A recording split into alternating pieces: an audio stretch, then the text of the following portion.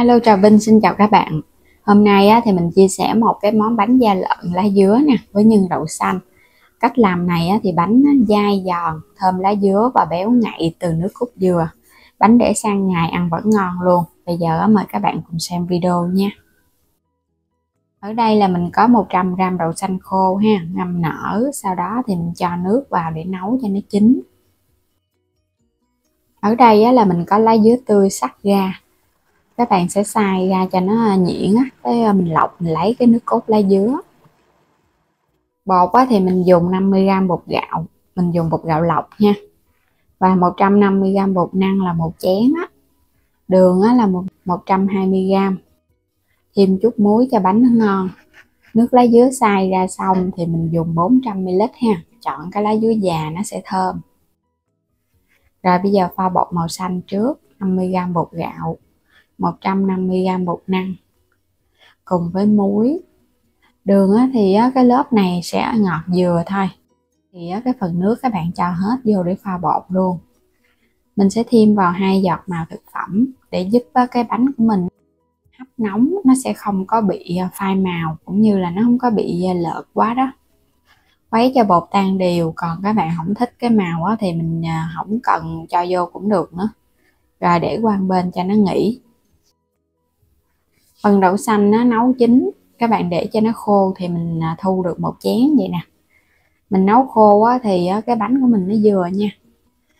Lớp này thì mình dùng 100g bột năng cùng với 50g bột gạo luôn, là 150g hai loại á.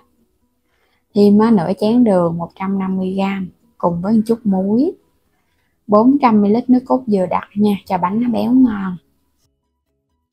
Rồi các bạn cho cái phần đậu xanh vô trong cối để mình xay. Cối xay mini, cối này thì các bạn mua trong phần mô tả video mình có bán nha. Có 100 mấy mà xài cũng rất là bền luôn. Các bạn cho một phần nước cốt dừa thôi ha. Rồi mình xay, thì xay cũng nhanh lắm, nhấn xuống chút xíu là nó mịn nè. Các bạn sẽ pha bột luôn, mình cho 50g bột gạo, 100g bột năng nè, cho hết vào trong thao. Nửa chén đường, cái lớp này nó sẽ ngọt đậm đà, cùng với một chút muối. Nước cốt dừa hồi nãy còn lại nè, mình cho vào trong thao bột. Mình sẽ cho hết cái phần đậu xanh xay ra hồi nãy nè, cho hết vô cùng để mình trộn bột. Bánh da lợn mà có nhân đậu xanh vậy thì cái lớp đậu xanh này nó phải béo và ngọt, thì kết hợp với cái màu xanh lá dứa nó thơm thì nó mới vừa ăn ha. Mình khuấy đều cho bột nghỉ chút xíu, rồi mình hãy đem đi hấp. Trước khi hấp thì các bạn quét sơ dầu vào trong cái khuôn. Dùng khuôn nào thì các bạn cũng quét dầu một chút nha. Mình dùng cái khuôn nhựa thì mình khỏi cần hấp nóng. Mình chỉ cần quét sơn lớp dầu cho nó đừng có bị dính thôi, lớp mỏng thôi. Khuôn này là khuôn bánh lăng hấp được nhiệt, nên là các bạn cứ yên tâm mà hấp ha. Đến từ lúc nước sôi là mình hấp. Cái lần này 5 phút là nó vừa, đủ 5 phút là được rồi. Mình mở nắp ra nè. Bây giờ thấy cái lớp nó đặc thấy cái trên mặt bột nó đặc. Lớp đậu xanh ở giữa. Lớp đậu xanh này là mình sẽ cho gấp đôi lượng bột so với cái lớp lá dứa để mình làm phần nhân nhân ở giữa nó sẽ dày hơn. Lần 2 thì các bạn hấp 7 phút với lửa lớn. Mình xem chừng thấy cái lớp nó đặc là mình cho tiếp cái lớp kế lên được rồi. Gót hết xong rồi các bạn sẽ hấp 15 phút với mức lửa trung bình cho bánh nó chín. Đủ thời gian là bánh nó chín rồi. Tổng cộng là mình gót 3 lớp bánh da lợn nhân đậu xanh lá dứa, một món bánh truyền thống, vừa ngon vừa dễ nè, mà mình để sang ngày ăn vẫn ngon luôn, chứ nó không có bị cứng đâu, ăn ngon mà béo béo nữa, thơm mùi lá dứa. Mình gỡ ra hết luôn, rắc lên trên bánh một ít mè rang nữa cho nó thơm nè. Một chút ăn vô nó có cái mùi mè giòn giòn kết hợp với đậu xanh béo béo nữa. Pha bột đơn giản vậy thôi, không có cần phải lấy trùng bột cầu kỳ gì hết, mà ra bánh vẫn ngon, đúng cái hương vị ngày xưa. Còn nếu mà các bạn không có thích hấp những cái khuôn nhỏ nhỏ thì mình đổ vào trong khuôn lớn mình hấp một lần luôn cũng được nữa. Thời gian hấp khuôn lớn thì nó gấp đôi khuôn nhỏ. Đây mình cắt ra nhìn ngon quá ha.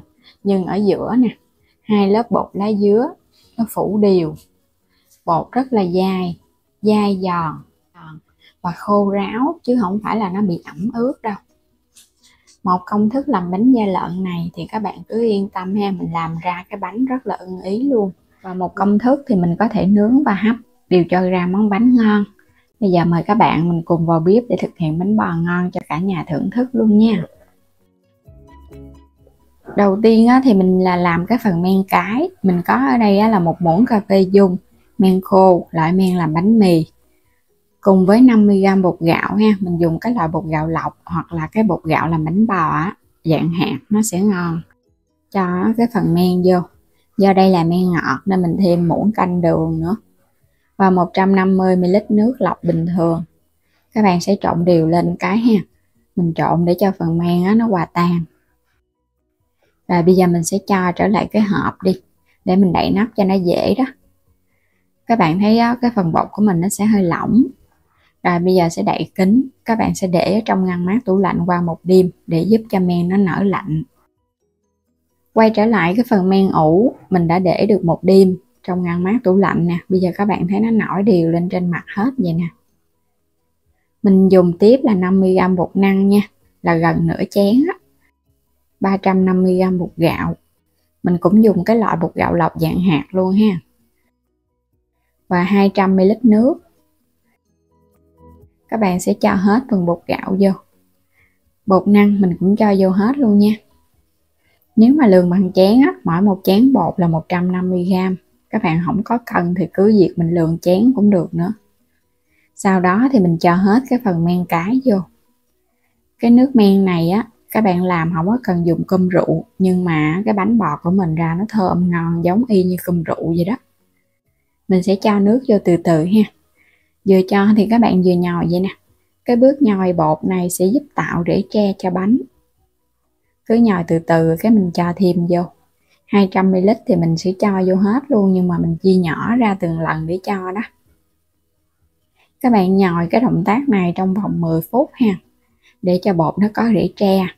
Để nhận dạng bột mà có rễ tre thì các bạn nhồi đến khi nào mà mình thấy trong bột nó xuất hiện những cái bong bóng nhỏ nhỏ đó, thì bột của mình nó mới đạt, mới đem đi ủ được. Mình nhồi 10 phút thì mình thấy những cái bong bóng nhỏ nó nổi ở trong bột vậy nè. Các bạn nhồi không cần canh giờ cũng được, nhưng mà mình thấy bong bóng nổi là được à. Rồi bây giờ sẽ đậy kín. Nhiệt độ hiện tại của mình ở đây là 32 độ. Nên là mình sẽ ủ 1,5 tiếng đồng hồ ha. Còn nếu mà trời mát hơn thì các bạn ngâm ở trong cái thau nước nóng cho nó nhanh nở, hoặc là đem phơi nắng. Ủ bột được nửa tiếng thì bây giờ mình cho 200g đường vào trong nồi cùng với một chút muối và 400ml nước cốt dừa nha. Nước cốt này là loại nước cốt nhất cho nó đặc ngon. Khuấy đều lên cái rồi xong rồi các bạn hãy bắt lên trên bếp mình nấu. Không có cần phải nước cốt sôi đâu, mình chỉ cần nấu khuấy cho nó nóng để nó tan đường là được rồi, để giữ cái độ béo ngon. Vậy là được, thì mình sẽ tắt bếp luôn nha. Sẽ gót ra bên đây cho nó mau nguội nè. Nước cốt phải nguội mình mới cho vào bột được. Quay trở lại thau bột thì mình ủ 1,5 tiếng vậy đó. Bột nó sẽ nổi lên gấp 2 lần so với lúc ban đầu. Cái nước cốt này các bạn sờ vào mình thấy nó nguội, hoặc là nó chỉ ấm nhẹ nhẹ thôi. Bột của mình nó nở tốt là khi mà các bạn khuấy bột lên mình thấy có những cái bong bóng và xốp lắm. Bây giờ sẽ chia ra làm 2 lần, mình cho vô để mình trộn bột. Nóng quá cũng không được nữa, đó là nó chết men á. Khuấy đều cho nó hòa tan hết. Đây các bạn thấy bong bóng nó nổi nhiều lắm rồi nè. Cho hết vô luôn ha. Công thức này là ra cái bánh nó mềm, dai và nó không hề bị nhão bột. Khuấy đều rồi đậy kín. Mình sẽ ủ lần 2 khoảng 1 tiếng đồng hồ nữa đi cho nó nở kỹ. Sau khi mà ủ đạt rồi thì các bạn hãy chuẩn bị khuôn ha. Mình dùng cái khuôn nhôm nhỏ, quét sơn lớp dầu. Thì khuôn cũng như là dụng cụ làm bếp các bạn vào phần mô tả video mình có để đường link để mua nha. Sẽ đem hấp nóng. Quay trở lại bột mình ủ thêm 1 tiếng đồng hồ nữa, là tổng cộng 2 lần ủ là 2,5 tiếng đồng hồ. Thì bột của mình nó đã đạt vậy nè. Và nhiệt độ là trên 30 độ á. Nếu mà dưới thì các bạn ngâm ở trong thau nước. Mình sẽ chia ra để mình tạo màu cho nó đẹp mắt nè. Dùng màu thực phẩm, màu lá dứa kết hợp với màu lá cẩm và màu nghệ. Rồi bây giờ các bạn sẽ khuấy đều lên 3 loại màu ha. Và thêm một màu trắng nữa là mình được 4 loại bánh. Thêm cái bánh nướng nữa là 5 loại luôn. Nước trong nồi cũng sôi và cái khuôn nó cũng nóng rồi. Thì bây giờ các bạn sẽ múc bột mình cho vô. Nhớ là khuôn phải nóng thì bánh của mình nguội nó không có bị dính bánh á. Mình sẽ chia ra trước ha, gần chút mình hấp tiếp lần lần á. Không cần phải gót cho nó đầy quá, gần miệng là được rồi, chút nó nở lên nữa là nó vừa cái khuôn. Rồi bắt lên trên bếp. Bánh bò thì các bạn phải để nước sôi sẵn và mình hấp lửa cao trong vòng 8 phút. Đủ thời gian á, thì mình mở nắp nhẹ ra ha. Wow, bánh bò của mình nở ngon quá nè. Thơm phức luôn các bạn ơi, thơm cái mùi men cơm rượu á. Lấy bánh ra rồi mình sẽ cho bột vào khuôn mình hấp tiếp ha. Lần 2 thì mình sẽ hấp màu trắng cùng với cái màu hồng hồi nãy còn dư lại.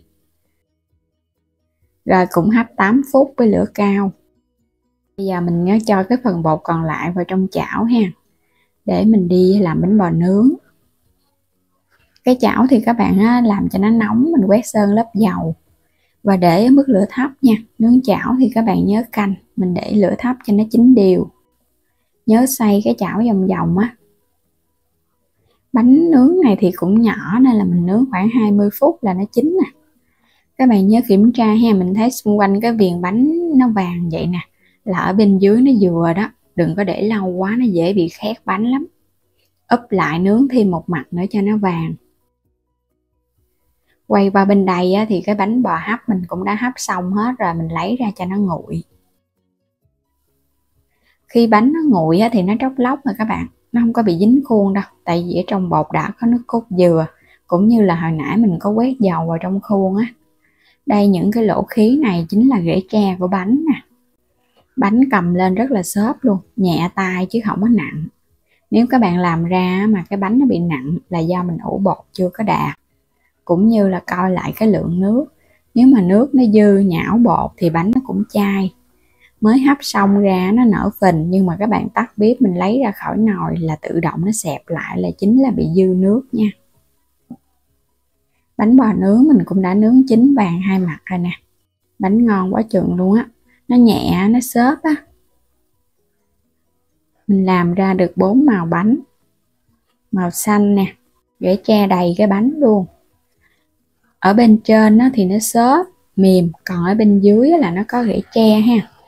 Bánh bò mà các bạn hấp ra mà nó phải có một lớp xốp, một lớp rễ tre là bánh bò hấp thành công.